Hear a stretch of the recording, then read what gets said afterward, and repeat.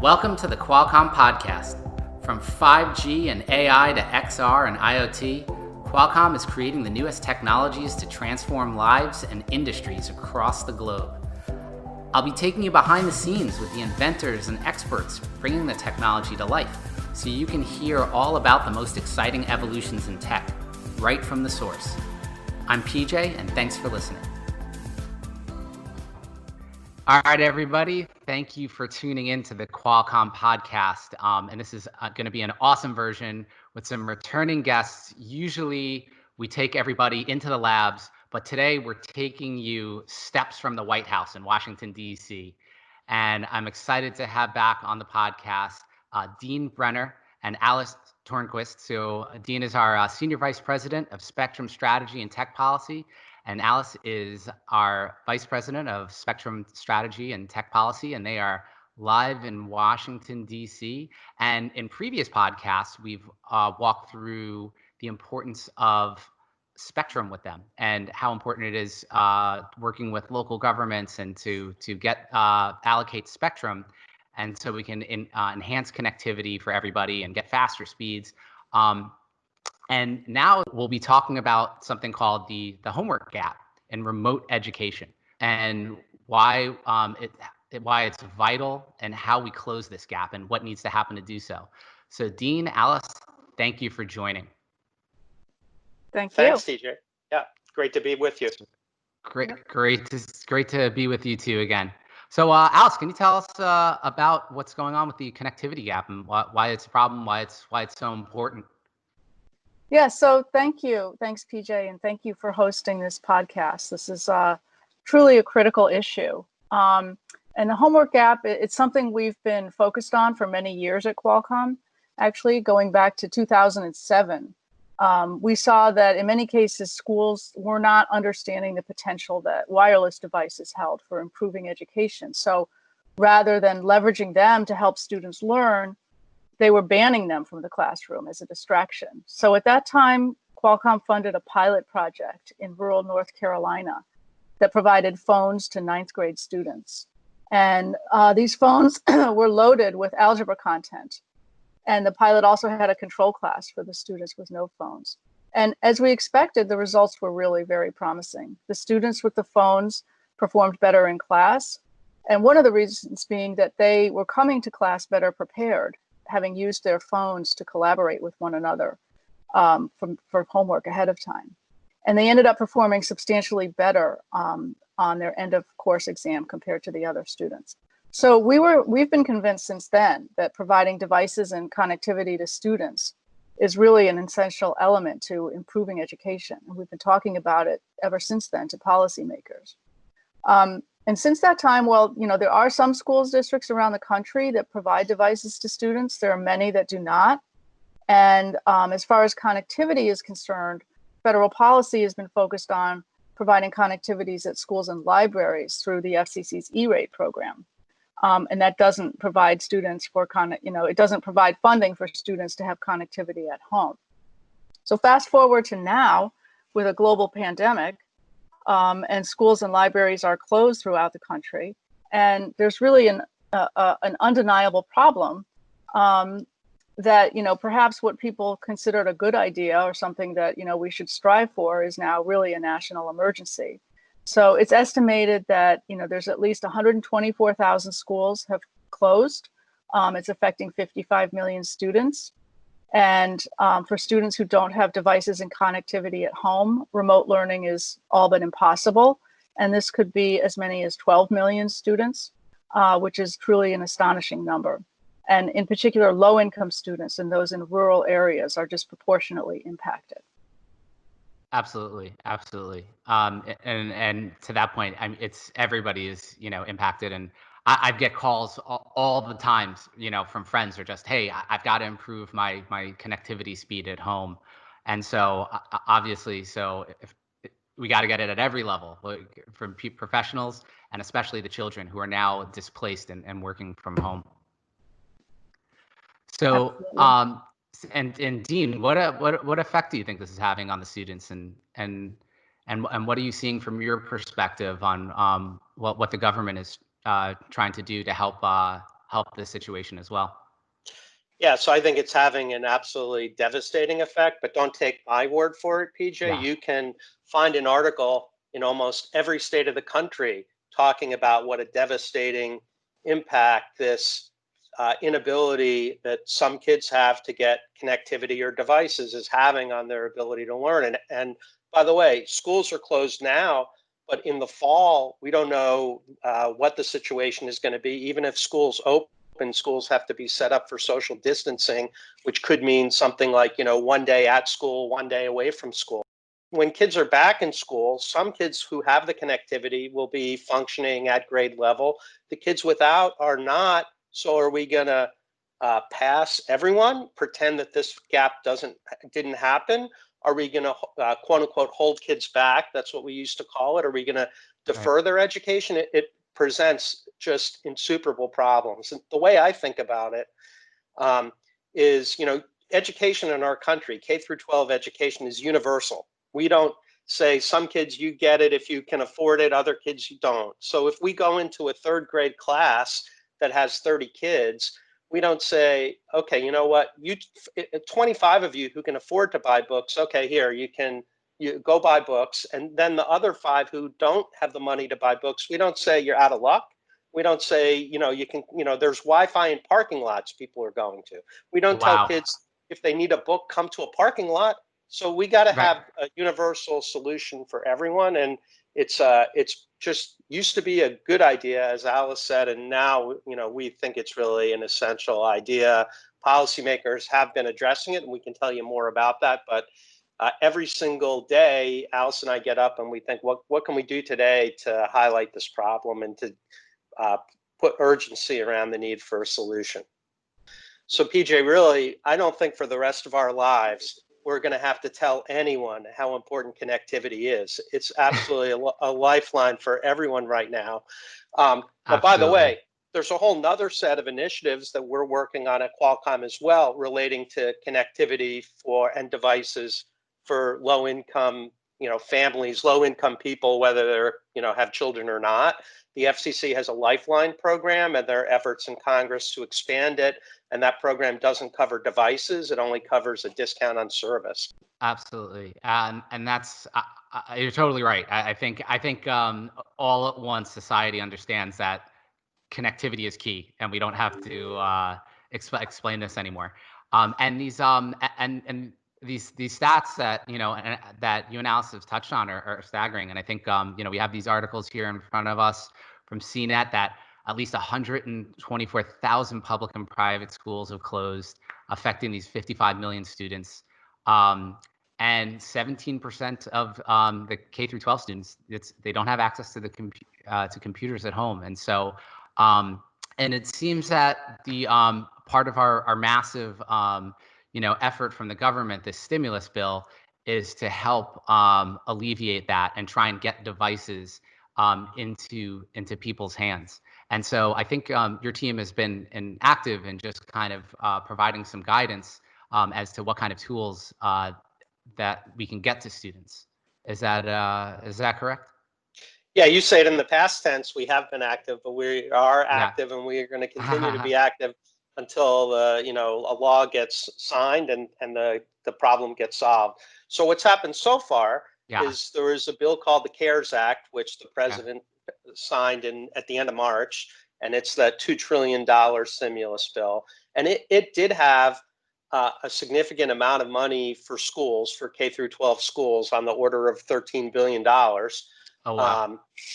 But of course, you can imagine schools have gigantic problems right now, not only maintaining their buildings, paying the teachers when there's, declining tax base, gigantic problems. But one of the things that was historic in the CARES Act is it has a grant program, a $12 billion grant program, and it lists about 12 different things that schools can use the grants for.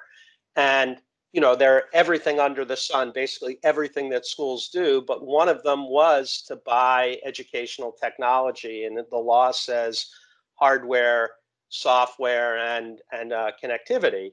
So, that's a step forward, a big step forward. And there are states and places around the cities, localities around the country that are going to take some amount of their CARES Act money and use it to try to erase this homework gap. And that's fantastic.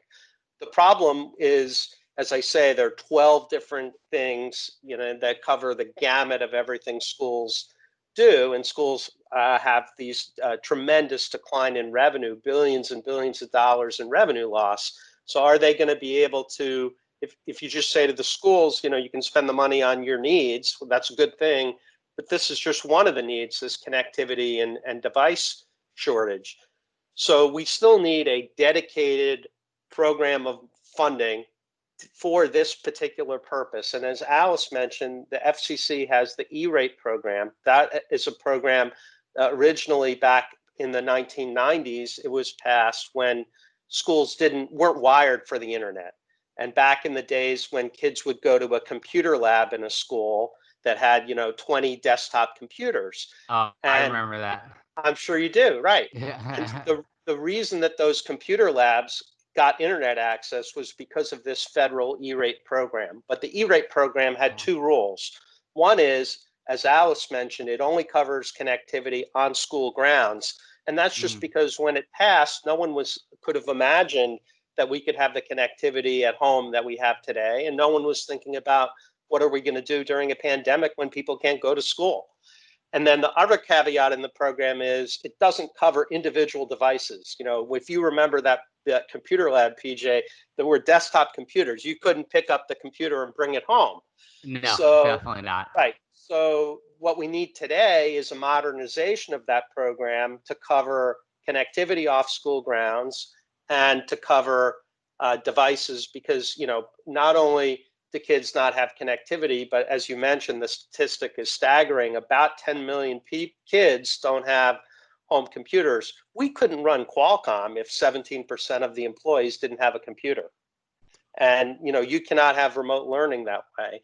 So we're hoping, so the bill that passed the House last week, there was a second stimulus bill. They passed a whole bunch of them, called the HEROES Act. It had several $1 billion in funding for both E-rate and to cover off-campus connectivity and to cover connected devices. And it also had additional funding for the Lifeline program, so that even people who don't have kids, PJ, if you're trying to file an unemployment claim in 2020, you got to go online. How do you do that if you don't have a device or connectivity? If you need health care, you can't go to your doctor's office. The doctor says, let's do a video chat. What do you do if you don't have connectivity? You can't get health care. Every facet of American life has been impacted by this. So we're hopeful that in this second round of legislation, that there will be this dedicated pipeline of money, and the money then has to flow very, very quickly. And by the way, what we're doing on Qualcomm as well is we're planning for success. That's incredible. And you're totally right. Something that I didn't even consider until you pointed out is, hey, we have the situation now, and how we get everybody online now to learn from home. But even in the future, it's going to be different, and everyone's going to be at different, it could be at different levels. And so we need to have the resources and the technology to kind of help lift everybody up and try and get back on pace. And to your point about having the technology for going forward, for the past 2 years, Qualcomm has been really vocal about pushing ahead the next major advancement in connectivity, 5G. And so what role do you think that 5G has to play in this? Well, here's how I would answer that, PJ. Again, since we never have to tell anyone that connectivity is important, I would say that's first principle. I would say the second principle is everyone wants the best connectivity. So there's, a direct relationship between ensuring greater access to devices and connectivity and the rapid, broadest possible rollout of 5G. This is something that your team had concentrated on very heavily, which was working with the governments and local governments to understand how to allocate spectrum for first it was for 3G, for 4G, and now 5G. And that was something we covered in a previous episode. And so on top of that, that's something that your team is still actively involved in, and 5G Every, spectrum. every single day, absolutely. Wow. And the 5G rollout continues. So the FCC back in February and March, and boy, that seems like a long time ago, doesn't it? Hey, oh Uh, my they God, they yeah. they finished the largest millimeter wave auction, the largest auction that the FCC, the most amount of spectrum. If you're thinking of spectrum like real estate, the biggest sale of real estate Right. ever. The FCC just finished that, and we are working on And, additional spectrum auctions, additional spectrum bands, and there continues to be what we like to call a steady stream of spectrum. It's kind of like Goldilocks and the Three Bears: not too much, not too little, not too quickly, not too slowly. And we continue to work with the FCC and with Congress and with regulators all over the world to make sure that's taking place. But again, the nice thing is we never have to convince anyone about the importance of better connectivity. Everyone on the planet who's living right now knows how important connectivity is. Absolutely.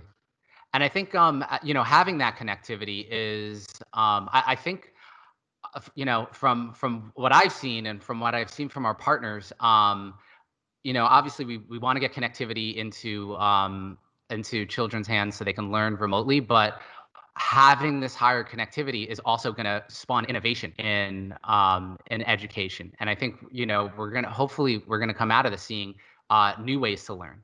And I know we're planning an upcoming episode where we're going to talk about examples of how we're going to be using our partners also are going to be developing XR devices, the devices they've already built, and there's going to be innovation in learning via XR, and to make it even more engaging and try and match or create something that's even better than what we had before this pandemic. So also, I mean, and who knows where people are going to be learning from in the future, because also with our AI products, we'll be able to do real-time translation. So I think we're going to see, hopefully with connectivity and AI, we're going to see a lot of barriers lowered, and you can learn from possibly people who don't even speak your language, and it's going to be pretty seamless. So, but I appreciate everything your team has been doing out there. And I guess, is there anything that you see next happening that is going to really help our partners? Are you seeing our partners do activities as well to help get more connectivity into the hands of our kids who are trying to learn? I think you had mentioned that Verizon is also working to distribute connectivity to them as well. All of Qualcomm's partners are involved in different initiatives around trying to solve this problem. Verizon Yeah.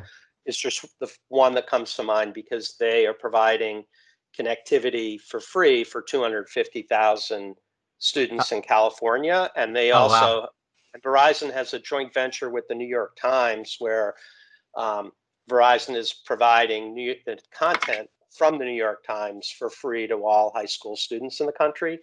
And I'm just Fantastic. mentioning those two, but AT&T and T-Mobile and smaller operators all have a whole set of initiatives around doing what they can. But one thing that we discuss, that we feel strongly about, PJ, is this problem. It can't be solved with philanthropy, and that's because it's just too big. Right. There are billionaires around the country, millionaires who on their own are making charitable donations. There's a fund here in DC. There are initiatives all over the country about this, charitable initiatives, but it's too big of a problem. It's too big of a problem for charity. It's too big of a problem for one company or even a group of companies. This is why we have a government. This is why we have a federal government. Again, we don't handle textbooks with charity. Governments have to get the money to give every kid a textbook. In the 21st century, a computer and connectivity, that's your textbook. Absolutely. I would just add that we're continue to be focused on, as Dean had described, dedicated, legislation that has dedicated funding for this purpose. And in addition to the HEROES Act that was introduced last week, there's been specific legislation. Congresswoman Grace Meng from New York has introduced legislation in the House that would provide dedicated funding for this purpose. And then Senator Markey, with a slew of other senators, has introduced also legislation in the Senate to address that. And it's entirely possible that Congress is going to come back this summer to address additional stimulus, and that those bills, some variation of those pieces of legislation would be included in that. And that's really what needs to happen here. Totally. And I mean, Qualcomm is, we build ecosystems, and we always take a ecosystem approach to a lot of these, worldwide issues and solutions. So this is, I totally understand this is something that's going to, take a ecosystem effort. And on top of that, our listeners should know we will have some upcoming episodes with Cristiano Aman on our philanthropic efforts that we are doing. But Dean, Alice, to your point, this is going to be a battle on many fronts that we're going to have to work with. And so I appreciate all this. Alice and Dean, really appreciate everything you do for this company out there in Washington, D.C. We've got it covered back in the labs back here in San Diego. We appreciate what you're doing out there and what you're doing now, this massive undertaking during this pandemic. And it's great to hear that we're trying to move things forward to get education going remotely through connectivity and your work with Washington, D.C. So thank you again for joining us. Thanks. Thank you very much. Cool. All right, stay safe, and we'll see you again soon.